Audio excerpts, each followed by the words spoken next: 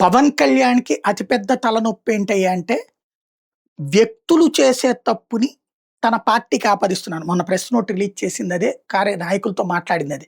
ఎవడో ఒక అమ్మాయితో అత్యాచారం చేశాడు, లేపోతే ఎవడో ఒక అమ్మాయితో అక్రమ సంబంధం పెట్టుకున్నాడు, ఎవడో ఇద్దరు వ్యక్తులు కొట్టుకున్నారు, దాన్ని పార్టీకి ఎట్లా ఆపాదిస్తారు అన్నట్టు.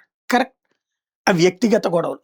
రాజకీయం స్థిరంగా, నిజాయితీగా, బాధ్యతగా ఉండాలంటే ప్రత్యర్థి పార్టీలది గూడా అదే. వ్యక్తిగత గొడవల్ని వ్యక్తిగత గొడవలుగా మాట్లాడాల. వ్యక్తిగత గొడవలను వ్యక్తిగత గొడవలుగా మాట్లాడితే ఏ గొడవ ఉండదు. ఇప్పుడు అమ్మాయి శ్రీకాళహస్తి అమ్మాయి ఉంది.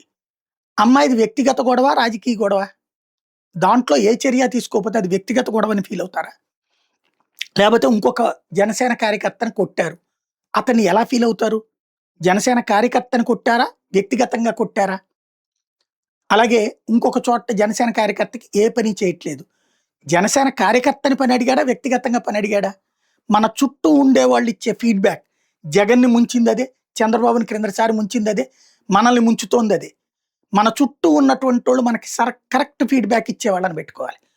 మన మీద అపారమైన ప్రేమతో మన దగ్గరే ఉండాలంటే అంతా మనకు కరెక్ట్ అని చెప్పేటటువంటి వాళ్ళుంటే గనక ప్రమాదం. ఒక ఆహ్, న్యూట్రల్‌గా ఉండేవాళ్ళని ఒక ఫీడ్‌బ్యాక్‌గా తీసుకోవాలి. వాళ్ళకి ఏ డబ్బులు ఇవ్వక్కర్లేదు. కానీ బాధ్యతగా ఉండేవాళ్ళని. సో అంశం మీద నాకు రిపోర్ట్ కావాలి అంటే నిజాయితీగా చెప్పేటటువంటి వాళ్ళు అయ్యుండాలి.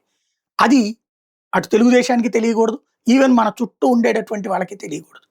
ఇది గుర్తుపెట్టుకోవాల్సిన అంశం.